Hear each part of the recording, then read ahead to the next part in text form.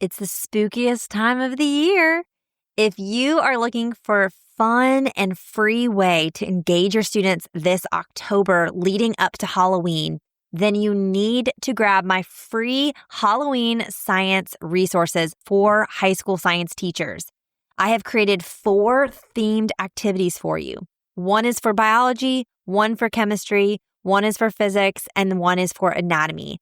And each of these are activities that you can use with your high school students now through the end of the month leading up to Halloween. So be sure to grab those at itsnotrocketscienceclassroom.com/Halloween.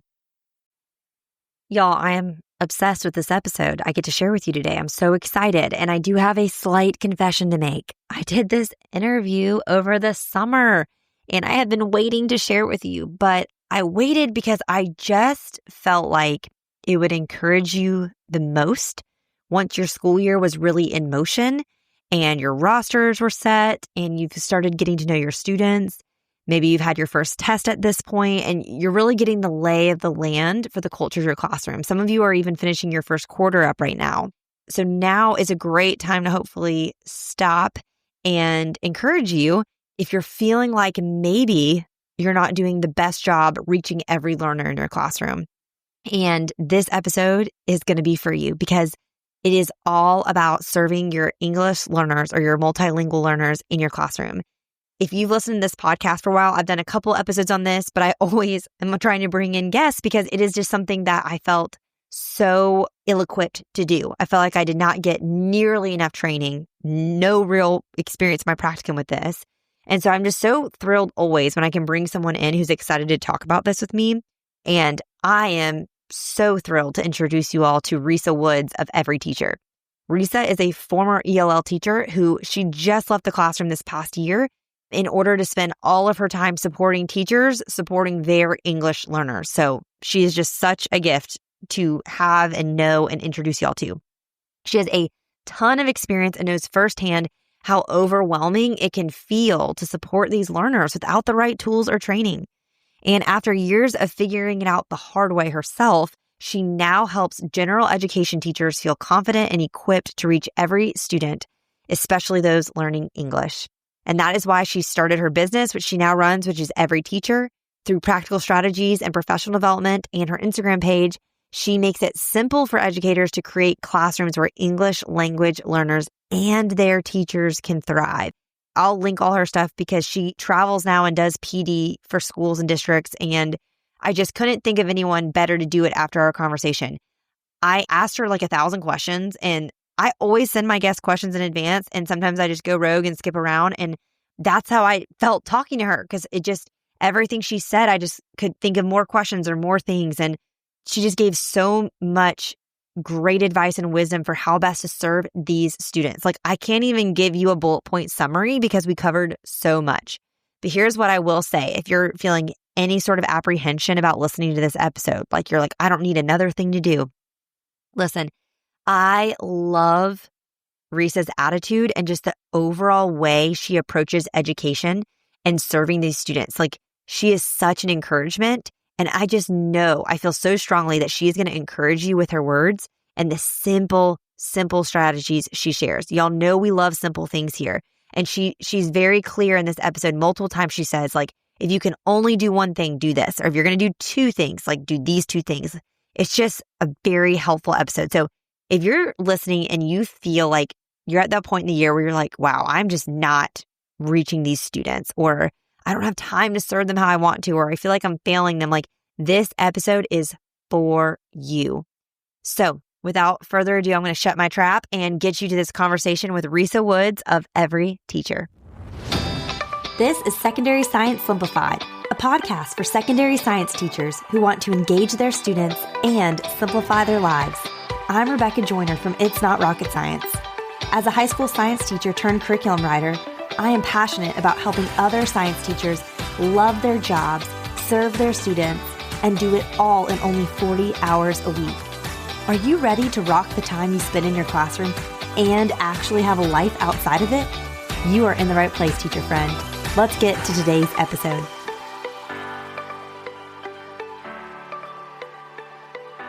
Hi, Risa. How are you? Hi, great. How are you doing? Good. I'm so excited to talk to you. I just feel like you're a unique person to talk to, and you have a lot of insight that I'm really excited for my listeners to hear about. Well, thank you so much. I'm so excited to be here and just to kind of talk with you and hear what you have to say, but also kind of share maybe a few strategies that might help your listeners as they're working through being in the classroom. Seriously, because when I think back, I think I had such a misconception, and that's what I want to talk about with you first. Like when I got out of college, I was 22. From my student teaching experience, all my ELLs were Spanish speakers, which I had a decent amount of Spanish background just from like regular schooling. So I felt like I could kind of work with them. And then I got to my first like official teaching job, and my ELLs were like so diverse. So there was no more like me being able to kind of make it work. And I had a really hard time in the beginning asking for help and like partnering with ELL teachers. And so I just did not do those students the justice they deserve. So I would really love to hear. That's just my experience. But what other misconceptions do you see secondary science teachers or just secondary teachers in general have about their English learners? Sure. Yeah. I mean, first, I want to validate that experience. I think that's an experience that a lot of people have, that they don't get the right training, or they don't get enough training, or yeah, it might be like, I remember, I think I had like a week, in my undergrad. It was like maybe a week that they even discussed. It's like, oh, special populations, okay, and then it's done. So I just want to just affirm that first, that that's such a universal experience, that we get thrown into classrooms and we don't know how to serve our students, and we start to feel guilty and we don't. So just for your listeners, like, that's completely valid if you're experiencing that. So first, I want to go back and kind of define a few things. English learner is the federal term. A lot of districts are moving towards multilingual learner. You have Texas that uses emergent bilingual. So you have a lot of different things to describe the same thing. But just to say, I like to use English learner because that is the federal term Okay. so far. But it is a student who has a language other than English inside the home. So actually, the majority of English learners or multilingual learners were born here. So you have a lot of students who were born in the United States who are under this classification of English learner. Then you also have students who immigrated to the United States. So they could be coming from countries where they had elite private education and maybe even had some English classes. They could be coming from a refugee camp. Like, those are all under the English learner label. So we have evacuees, we have refugees, we have immigrants, we have American citizens who are under the English learner label. And one thing that they all share in common is that they will struggle with academic language. And then some students will be still struggling with or learning social language, or just, what we call plain English. So yeah, so when you say I have 5 English learners in your classroom, I have to say, well, tell me more.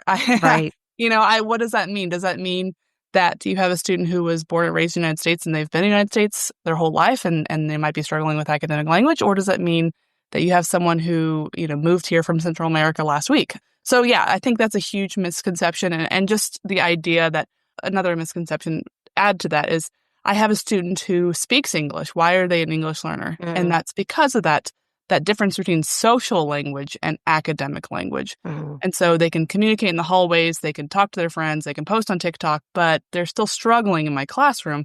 Might be because they're struggling with the academic language piece, because academic language is not something that we pick up. Like, we're not going to pick up learning about photosynthesis. We'll pick up learning about talking to our friends and whatnot, that kind of language, but we're not going to pick up these other things. So those are some of the biggest misconceptions. Another one being, like, if you have an ELL teacher in your building, that they speak all the languages. Right. A lot of them are monolingual. We have a lot of ELL teachers that are monolingual. And so, and I've gotten the question a lot, like, what language do you speak? And it's like, well, I speak Spanish, but that doesn't help me with my 26 languages in the classroom. Like, Well, even just all the different like dialects of Spanish. yes, Like yeah, people have asked me for years, like that, or really in the early years of writing curriculum, like, will you translate it to Spanish? And I talked to a few of my friends that are like fluent or who taught at like school with me, and they're like, it would be impossible to do it. There would be people that would still complain because it would still not work yeah, for every student. And it's like every you put all country. this effort in. Yeah. Yeah. So it's tricky. It is tricky. So yeah, those are some of the biggest misconceptions I would say that I hear. And just that, you can be an effective teacher with being monolingual. Like, you could still be an effective teacher. There are things that you can do as a monolingual teacher with multilingual learners in your classroom. though it is fun to learn another language. I encourage that, but you can be an effective teacher even if you don't speak another language. Well, I'm excited to learn how to do that from you. So, first, if a teacher is fortunate enough to have like ELL teachers or sorry, I keep saying ELL. I should just say EL, right? I swear the acronym changes though every Yeah. year. There are a lot of different districts that use different. You can say ELL. That's Right. totally Well, and then if I really want to age myself, I mean, when I student taught, it was like ESOL, ESL. English speakers of ESL. I other could say languages. ESL. Yeah. I was an ESL teacher when I Yeah. first. They dropped the O. Yep. Now Yep. they've added an L. Now we took the L Yeah. out. Okay. So if someone has an EL or an ML teacher at their school, or there is a program in place, hmm what does it look like to partner with them? Like, I think it's so tricky to know what is my responsibility, what's not. Like, how do I always worry about like overworking someone else, but then at the same time, Mm. like I feel overworked and frazzled. Yeah. It's like, Yeah. who does what? Well, first, I'll give a little bit of insider information that the majority of ELL teachers or MLL or ESOL teachers, they are very protective of their students. They're Mm, advocates at their core. That's what we're taught to do is to be advocates. So I think I've seen a lot of clashing from teachers and general education teachers and ELL teachers because of that, because possibly there isn't a mutual trust there. But mm, but I really think I think both teachers have the student first. mhm, So I just want to say that, like, I think ELL students are typically, they can be a disenfranchised group of students. And mm. so when you have an ELL teacher who is very protective, it could be very hard for them to see maybe the bigger picture. I don't know if I'm making sense at this point. But what I want to say is the roles. So the role of an ELL teacher is to be the language expert, is to be the scaffolding expert in the room and an expert of that student. So when you have, students here, like, I don't know their background, I don't know what they're capable of, that ELL teacher should be able to tell you what they're capable of using data that they have or yeah, usually from an English proficiency exam. Whereas obviously the science teacher in the room is the curriculum, the content expert. What it looks like in that partnership, it really depends on the school, it depends on the district, depends on the people. In my experience, I had where I'd push into classrooms and I would be we didn't have enough time to co-plan, but I would jump in and kind of be a co-teacher where I would maybe clarify concepts. That's so helpful. I would have loved to have had you. It's a lot of fun. I mean, I love it. But then you have teachers that have, 100 kids on their caseload and they're, in a high school and they have so many different classes. And they can only be there for one class a day or 10 minutes a day. And it really just depends on the school. So I think just starting with a conversation, starting the school year with a conversation, being like, what can you do? What are you capable of doing? How often can you be here?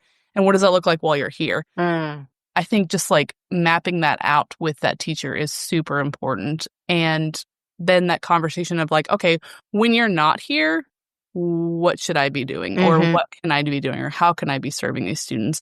And that's kind of why I even started my business, was because of that problem of like minimal ELL teachers and a lot of general education teachers not knowing what to do. Like, what do I right. do? I don't have an ELL teacher in my classroom. I don't know what to do.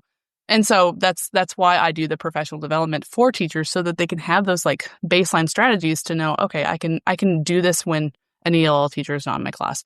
Well, that's where I love the idea of the strategies for the scaffolding. Like, I loved when the teachers I partnered with, whether it was in the like resource classroom with a resource teacher or like the ML supervisor, whoever, I loved when they just told me what they needed. Like, if you Mhm. can print out this or do this, like I felt like I could execute it. But then I think there are other things, or for instance, when I was on a team of biology teachers, so there were 5 of us, like, one of us made the EL tests, and we made 3 Oh, answer choices, and, like, it was always me. I changed all of the increase words to go up. Like, I did that kinda thing, 'cause yeah. then I had other someone else wrote the honors test, someone else wrote the Oh, we were that's able to kinda wonderful. divide and conquer, but, like, Yeah. then I moved to a school where I was at a private school and there was no program, hmm and I was the only teacher who taught 5 different sciences, and it kinda all fell on me. So what are, like, some of the simple thing, or first, I guess I should say, who does that actual scaffolding usually fall to? The general classroom teacher or the ELers? Does it depend? And then I really think it depends. okay. So it could go either way, Yeah, I think it would be awesome if the EL teacher could do it. But again, like if they've got to serve 100 kids and they're in so right? many levels or classrooms, makes it really difficult. Maybe they could do, like the bigger things like projects or tests, but maybe not everything. So I was super fortunate. I only pushed into a few classes, and this is rare, but like my teacher would upload the like worksheets or handouts on Canvas, and then I would go through and I would modify them and then upload them to upload them again, like for our EL Uh-huh. students. But again, that's super, like that's rare. I don't know of a lot of people who had the The time, capacity. the capacity to do that. So then what would the recommendations be if like I'm the only one, I'm on an island, how do I serve them in ways that is simple, not like Yeah, so overwhelming? right, right. Do you mean like in a whole group tier one setting, or do you mean like with those worksheets, or both? Anything, Okay, anything.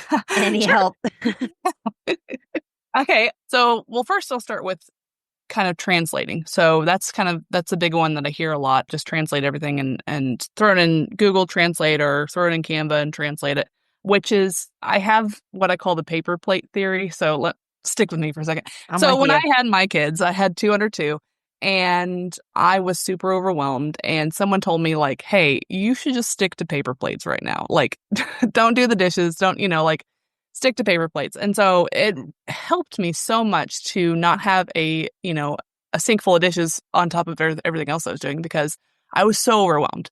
But if I were to keep that through my whole life, right, that paper plate, it's like, I don't need to have paper plates right now. Like, I have a 5-year-old and a 3-year-old. Like, they sometimes help me load the dishwasher. Mhm. Like that was a time when I was struggling, when it was like an emergency e-break setting was to have paper plates. And so Mm. I compare that with translation tools. It's like if you're just like barely surviving, and it's the beginning of the school year and you don't know what to do, and it's like that is your one thing that you have, then yeah, throw it in translation. Sure. Like if that's what you need, then do that. I'm all for that. Like I'm not going to teach or shame anybody. But maybe long term, we start to add the other things in our toolbox. We start to maybe, when we feel like we have our head above water, we could do other things other than the paper plates, right? So translation tools are helpful if the student can read and write in that language. Right. You'll get students if they're born here and they don't know how to read and write in Spanish or whatever language, maybe they don't, or perhaps they come from a country where they had interrupted learning and didn't learn how to read or write in their own language. Mhm. So translation tools like that, if you're going to throw a worksheet in translation, like that's helpful for some students. Mhm. And if it's helping, then great. Like if that you feel like that's effective right now, then great. But yeah, I just want to encourage teachers to maybe add some more tools. And so some of the other things, if we're thinking about whole group setting that you could do quickly or easily, and I feel like I say these things and then it's kind of like, oh yeah, yeah, yeah, but really is to speak slowly and Mm. to speak Ugh. in clear sentences. I'm so bad at that. I'm so bad. I'm like everyone I feel like there are people who listen to this podcast who text DM me, they don't text me, and said like, "I listened to you on like 0.8x or 0.6x." And I'm like, "I'm so sorry." I get so excited, especially about the science, Right. but I cannot imagine what it would be like. Like, I hate that for them. That is so hard. You're so right. Slowly. That's such an easy thing. That takes no prep at all to Yeah. speak slowly and to enunciate. Yeah. I would have to take some sort of medication to, like, lower my energy level, like, the opposite of caffeine. I need, like, a D-stimulant. Okay, keep going. Sorry. No, it's fine. You're not alone in that. There are a lot of teachers that speak quickly and use a lot of idiomatic phrases. I do a lot of, like, charades. I'm, like, very That's much great. like a full body speaker, Yes. so maybe that was helpful even That though would cancel out the yeah, maybe. don't know what she's saying, but she's waving her arms. But she looks crazy. Okay. Yeah, so to speak slowly, to articulate when you're speaking. I mean, think about when you're learning another language and someone's like, blah, blah, blah, blah, you're like, I thought I knew this language, Oh my but gosh. now I'm listening and I don't know this language at I all. still to this day, I'm like, I feel like I can read Spanish very well. Mhm, And if mhm, I can speak slow enough, I can speak it. But hearing, like the mhm. auditory processing, can't do it. Yeah. Too So fast. those are actually, and that's another thing with ELL students, like those are 4 different domains. So Yeah. listening, reading, writing, and speaking. So Mm. a student could be strong in one of them and not in another one. So yeah, speaking slowly and gestures are huge. I mean, it's so easy to do, but it really does make a big difference if you're starting to. I was with a group of students for a field trip, and we went to the museum. And this lady's like, "Are you the interpreter?" I was like, "No." And she's like, "Okay, well, can you interpret this?" I was like, "Okay, what are you gonna say?" She said something. I don't even know. She said something in English like super fast, and I was like, "Okay." So they're gonna make groups, and I said it I said it in English again, only slowly, and I Yeah. like made gestures, and she just kept. It was like I was interpreting for her Yeah. only in English. So that's exactly. I mean, that's a big one. It's just speaking slowly and making sure you are articulating like clearly while you're speaking. Make your high school theater teacher proud, you Yeah. know, with your Yes. diction. Yes, your diction. Yes. And to, yeah, like I said, to avoid those idioms. And if you do say an idiom or some sort of slang, I know slang is like really fun to use in the classroom, just making sure that you're defining it or, telling what it means. So that's a big one. Visuals, which Mhm. again, that's another thing that you say, you're like, yeah, yeah, yeah. But really, and I mean like concrete visuals. I mean like not just throwing a GIF or GIF up there and like thinking it's funny and that's fine, but like what can you do to make sure that this material is being portrayed visually in the Mm. most concrete way? Visuals are really, really important. Well, and science really lends itself to models and of all Yes. types. So that is a Yes. thing we have working for us as opposed to like the English teacher or whatever. Right, exactly. Other ones that I would include are modeling. So if you expect a student to have a conversation, for example, you want them to do a turn and talk. Maybe at the beginning of the year, you model what that looks like for a turn Mm. and talk. You model if you want them to do an experiment. I feel like science teachers are usually pretty good at this, but model what that looks like for them to fill up 10 milliliters in the beaker or hold up the beaker so they can see beaker, or Mhm. I'm not thinking beaker. What's the word actually? Are you thinking about a test tube or a pipette or Yes, something? yes, a test tube. I'm sorry. Listen, I'm thinking about pipettes though, and like how many times I've had to demonstrate how to use it. Because even people who speak English, you have to like hold it and then submerge and then Right. release. But they all just do it and make bubbles. And I'm like, Yeah. so we science teachers are modeling. Don't you worry. Yes, We're I do modeling. think that's a perk of being a science teacher in that is that the modeling is there and the visuals and the real life demonstrations are there a lot too, when it comes to experiments or things like that. I would say when you're defining, and that was, I don't know if we want to talk about the Yeah, vocabulary, yeah. but yeah. So thinking about how to teach science vocabulary, especially to newcomers, you want to think of student language, like student friendly language, which you always Mhm. want to think of student friendly language, right? But you want to think of how many academic words are you using just to describe this one thing? Mhm. And like, could we focus on those higher leverage? Like, if you're trying to define this one word, maybe we could take out those other academic language words so that they can focus on this one word. Mhm. I kind of see that a lot where a lot of vocabulary is stacked, and that makes it really difficult for a student to understand that one phrase or one vocabulary word.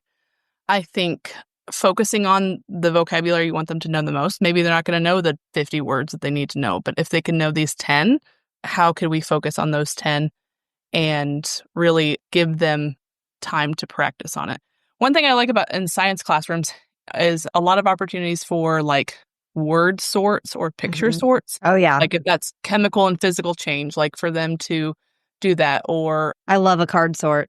yeah, exactly. You can make that a picture sort too if you have like already a card sort and just add pictures to it or just do pictures so that they can see what a physical change looks like or a chemical change could look like. Let's see. Freyer models. Do you ever use Freyer models? No. Oh, okay. It's a way of knowing vocabulary or learning vocabulary. It's just like it's a graphic organizer. Yes. Okay. Yes. I got You know it. what I I'm talking got about? you. Yeah. Okay, you put the vocabulary in the center and then like you draw a picture. You can Mhm. even translate it to your language or give an example or a non-example for those things. Well, and I love having students make word walls for me. Like Hmm. people have asked me to make word walls, but I'm like, I think it's better. Like I used to love having my students, I'd have like different classes make them for at the start of each unit. Like, or if you finish That's a your great test idea. early, Yeah. like the picture can be something you draw if you like drawing, or you can just pull up a picture, but then you're explaining it in your own words and I'll help you. And Yeah. then we leave them up for the whole unit. And then in some groups, I would like take the definition off and leave the picture and the word on the Okay. wall. But in others, I just leave it up because depending on the population, Like, Yeah. if we all just need the definition, I don't even care. Like, just Yeah. leave it because I don't care about you memorizing the definition as much as, like, getting it in the group, you know? Exactly. Yeah. That's a great I've never heard of that. Well, That's I love making students do stuff for me, you yeah. know? Like, Absolutely. I'm just not good at drawing. Like, that was people my students always made fun of me. Everything was a stick figure, and I did Mhm. my best. Yeah. But that's where I'm like, "Okay, then you draw it because you Yeah. are good. You're doodling on your paper, doodle on my wall and make a word wall for me," you know? And that's a way to yeah, to make it more collaborative and give more buy-in and that they're Yeah. practicing that. Like, that's yeah, I've never heard of someone doing that, so that's really great. So then I love that for the vocabulary with the help with that. What about, like, just for tests? Like, again, I only just did this because they told me to, which the making it only 3 answer choices on multiple choice, or making sure there was a word bank if there wasn't for something, or Yeah. changing how it was written. But, like, is it kosher to, like, make the tests easier? Because I know, like, when we're working with students, I know IEPs and 504s for my resource students so Mhm. much better just Mhm. because I had better partnerships to learn how to do that and better education. Like, I knew very well how to accommodate instead of modify. But I feel like with my English learners, it is more modification. I mean, yes and no. I think a lot of the things that like, I listened to your differentiation series, and I think Yeah. a lot of things that you have on there, I think would be helpful for Okay. English learners. I think, if you think about the brain, you think about how overwhelmed a language learner brain can get Yeah. and how, yeah, just like operating in your second language all day long is really exhausting. So if you think about the things that are helpful for an IEP student or a 504 student, those are going to be some of those same strategies of the visual overwhelm or just, like you said, taking off some Answer choices. answer choices. Yeah. Like that is going to be helpful. Even just like having more white space and not just having things like super cluttered in your test or in your like that's going to be a lot, even though like they don't have an IEP or, some students do obviously, but I'm not talking about those students. It's because like learning a second language is going to be very overwhelming. You want to be as simple as possible. You Right. want to make things as simple and as concrete as possible. So far as tests go, like, and I think you would do this with IEP or 504 kids is avoiding lots of fluffy things, like get straight to the point. What is the point that you're asking? What are you actually trying to assess? You want to obviously with anyone, you want to assess what you're trying to assess. I have an example here of a worksheet I was helping a teacher do. It was a claim evidence reasoning worksheet. And it said for evidence, this was like the direction. Provide scientific data to support your claim. Your evidence should be appropriate, in parentheses, relevant, and sufficient, in parentheses, enough to convince someone that your claim is correct. This can be bullet points instead of sentences. That's a lot when you're just Yeah. asking for evidence. Like, Mm. if you could just make it like, how do you know? Or, Yeah. like just something simple as that. Whereas like, if you want them to know the word evidence, great. But like, can you make the rest of it simple? Can you be as simple and as clear as possible? I think that's going to be really helpful. And they can demonstrate their knowledge that way. Like Mhm. you said, making it easier. Well, I don't know if I'd say it's easier. I think you're making it so they can actually demonstrate what they know. That's a good way to think about it. I'm looking at this and saying, I don't even know what they're asking, right? I Right. don't know, but like, how do I know? Oh, I can tell you how I know that this claim is correct, or Mhm. I could tell you the proof that I have there, but I couldn't tell you this, before because I didn't know what they're asking. Mhm. So yeah, you're meeting the student where they are and you're letting them demonstrate what they know. I don't want to make things easy. I want them to show what they know.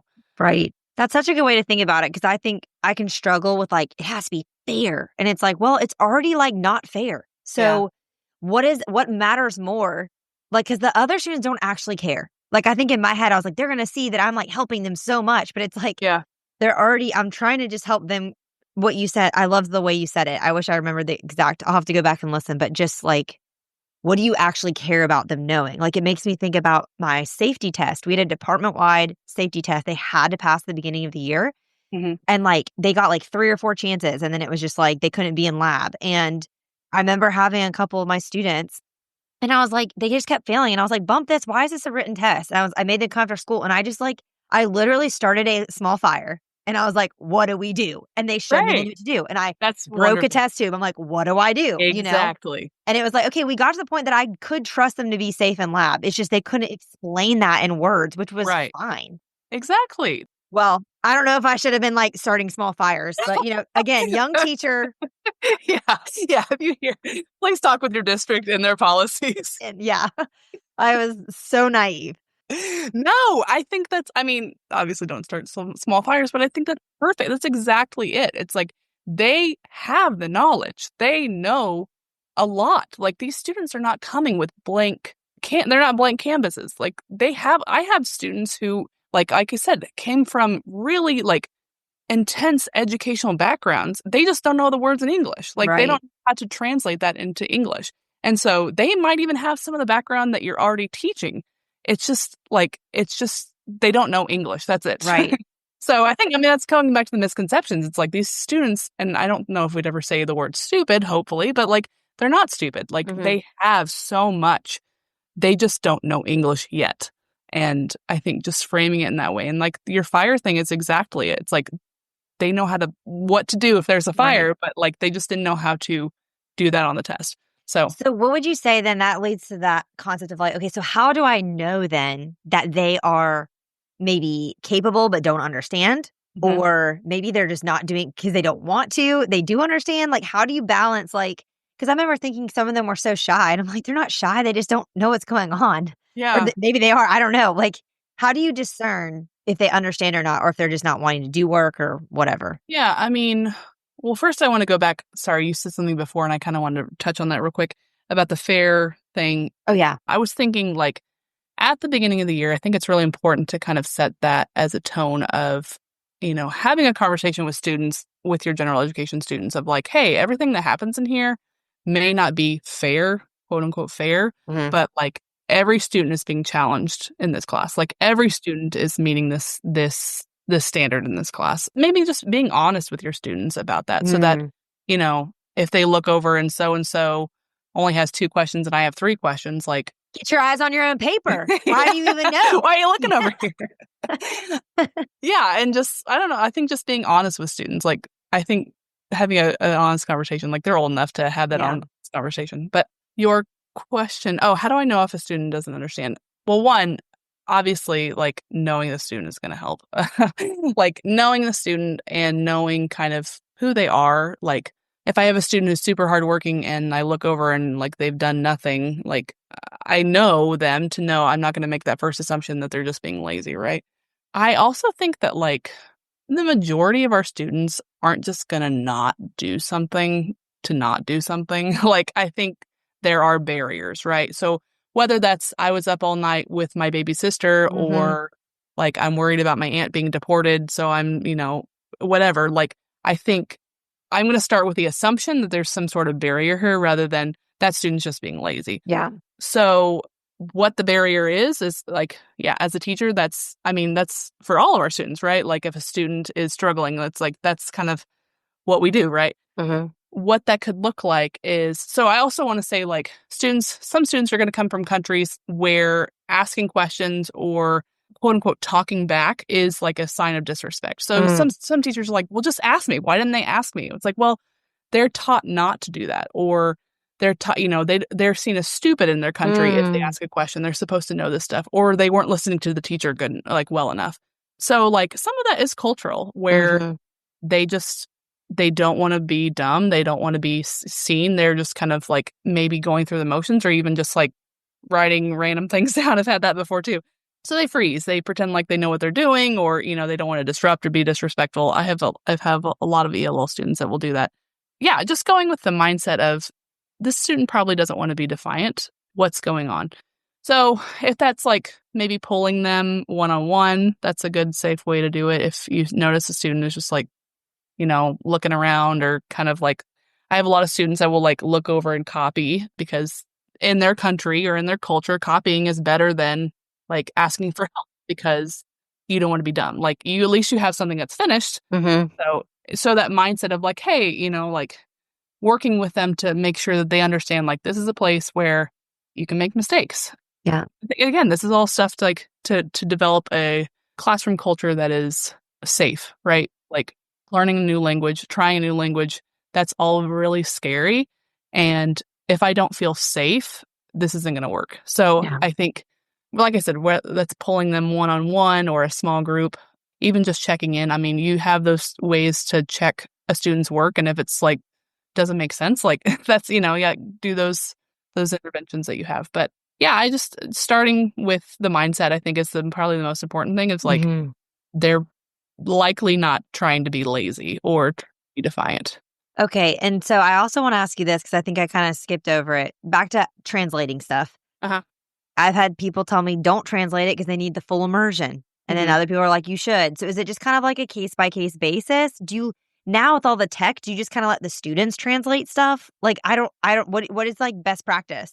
So like I said, I think it's like the paper plate thing. I think if you're struggling and it's like the only thing that you can do right now, then yeah, use translation. Like at least they Mhm, have access to the curriculum if they have translation. If it's like they've been here for 2 years and they really should be working on like things in English, then maybe translation isn't the best. mhm. It really is. I wouldn't say maybe case by case, but I would say like newcomers or really overwhelmed teachers are kind of like what I would save translating for. Because yeah, it is like you are another language teacher. Like you are helping them bridge that language gap. So by translating everything, like they aren't learning Mhm. English. Or, you can translate maybe a few things. So like maybe the word you give in English, but the definition you translate, kind of to help bridge where they're still learning English, but still maybe, having that language experience in their home language. That's helpful. Okay, any other tips for they already like, a teacher already has all these resources, or maybe, like, this is one of the reasons why, like, I do encourage teachers to buy curriculum because 'cause I'm like, now you have all the resources written, you can use your time to make them ELL friendly. So Yeah. what are other, like any other tips? Because I feel like I've, like, jumped in and cut you off a couple times because 'cause I've been No, so no, I excited. feel like we've jumped around. It's been awesome. I know. But any other things that you may have wanted to say about, like, making existing resources teachers have, like a lab or notes or whatever, more ELL friendly? Yeah, like I said, just using simple sentences, trying to get to the point. Like you can even throw a lot of things in AI and like have it modify like a text. Or I like using AI for those things. I'm not as big of fans to create like a whole worksheet, but just like Mm-mm. maybe a part of a worksheet that you want to modify the language on it. Like it's really fluffy or heavy language, you can throw that in AI and be like, hey, can you put this on a second grade reading level or things like that. What's your favorite AI tool? I mean, I always just go back to I ChatGPT. know. It's It so really easy to use. it is so easy to use. Yeah. I've used other ones that I like, but it feels like I always just go back to ChatGPT. I do think it does way better when you give it information and have it work with it, like, just trying to get it to make something for you, it's just not smart enough Yeah. yet. Yeah. Yeah. Maybe the time this airs, it will be, but for now, it's not. So Yeah. So that's what I use AI the most in that way of like if I have like a text in a passage or directions maybe that are super confusing or a little bit fluffy, maybe I would make it simple using AI.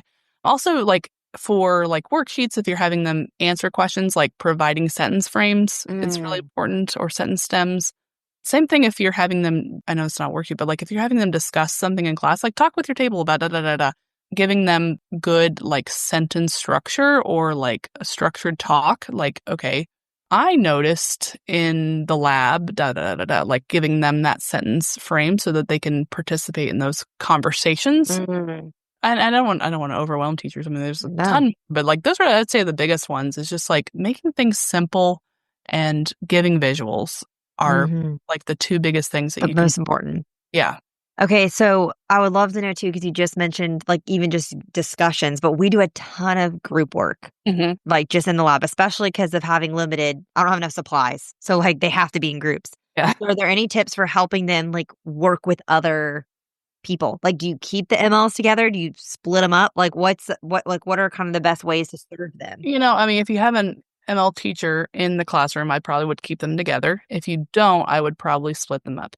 And this is again like where that safe environment comes in. I would make sure, if I have a newcomer in my class and the rest of them are not newcomers, I would make sure to pair them either with a language buddy that speaks the same language or with just a generally like a safe student who like won't make fun of them or who Friendly, yeah, kind. super friendly and kind. Yeah.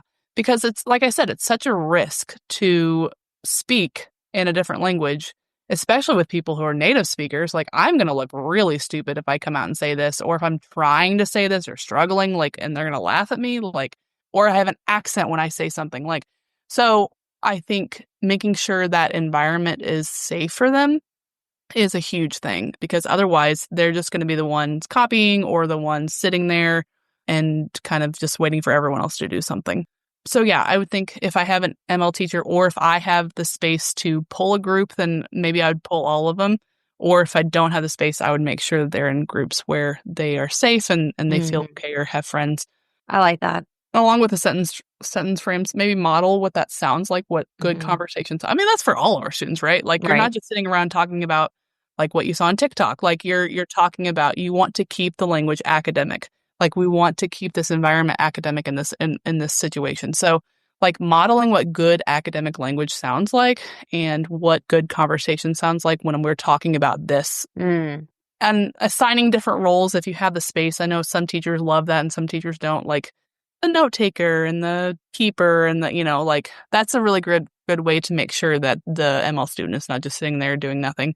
You're so right that some people hate it and some love it. I don't like Yes. it, but if you're listening and you're like me, one thing I would do, it makes me think about what I do with my own small group in my family, which is my 3 children. They're 3, 5, 7. The 3-year-old gets left out in the group because he's the smallest, or, can't keep up with the game.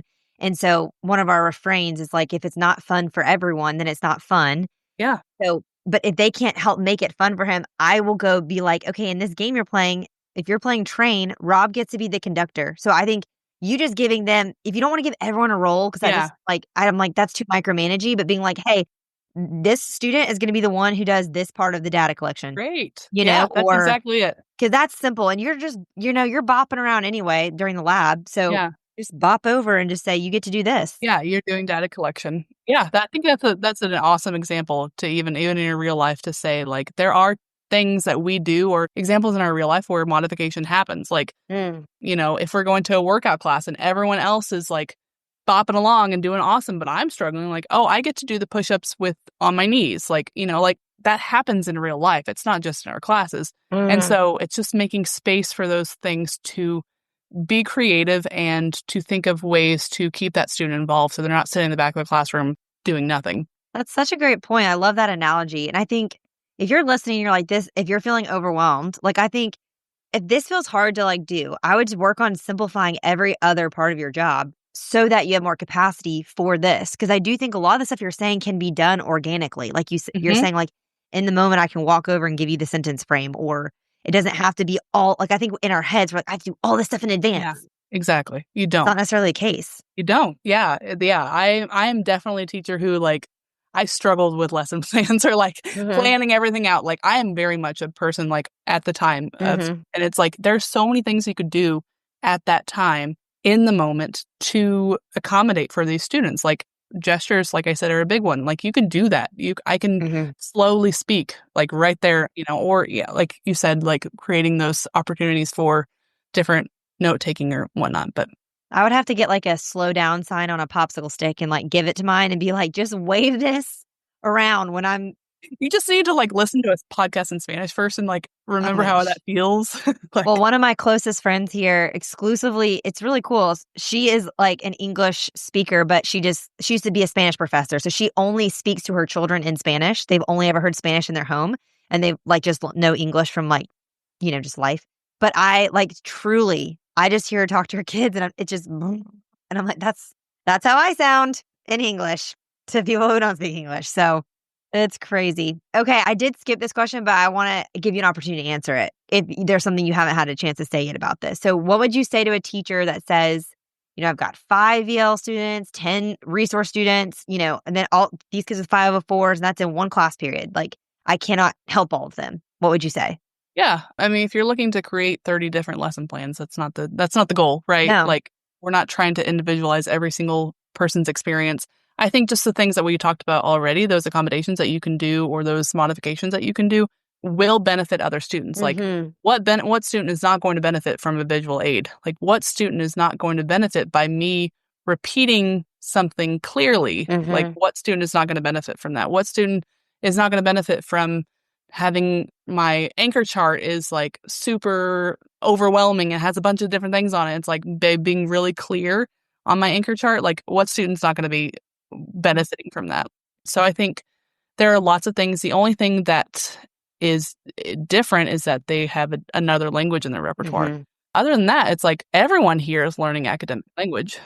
Like most students aren't coming to school knowing these things. That's why they're here, right? Right. So like you are building the bridge to academic language for all students, and you are just like using those other strategies to make things a little bit more clear for these students. But, students with ADHD, like they're going to benefit from these things. They're going to benefit from someone giving visuals or making things concrete so it's not so abstract. Like they're going to benefit from these things.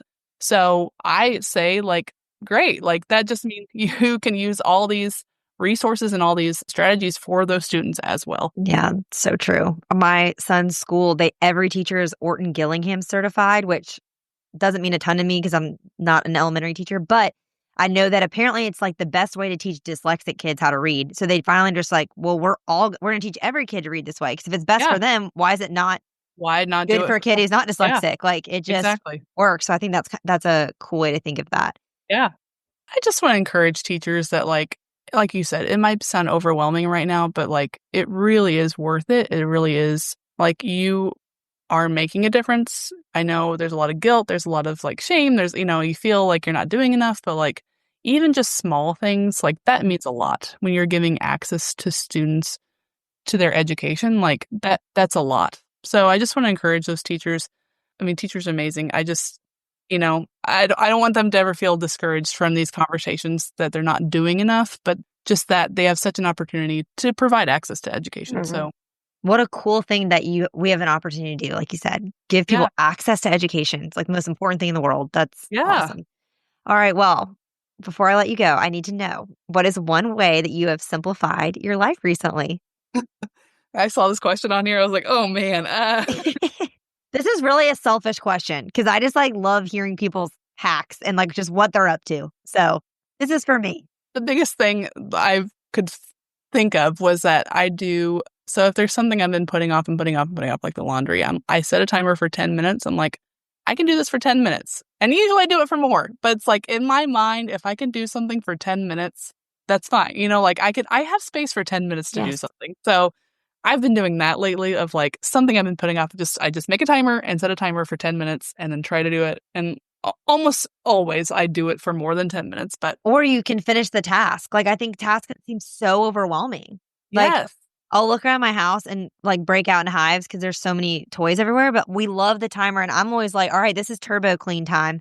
And I'm just like, everyone go. And we just set it and we just pick up as much as we can. And you can almost always get it all. Like I love that. Just, hey, I can't do this for an hour, but I could do it for 10 minutes and I make I could do a lot of things for 10 minutes. I mean, that goes for, even what we're talking about here. It's like, if I could just set aside time for 10 minutes to, do a test or do a worksheet or modify this, it's like, okay, that's better than nothing. Like, truly, maybe you start with like 10 minutes a week, even not even a day, and just say, hey, I want to spend 10 minutes, set a timer.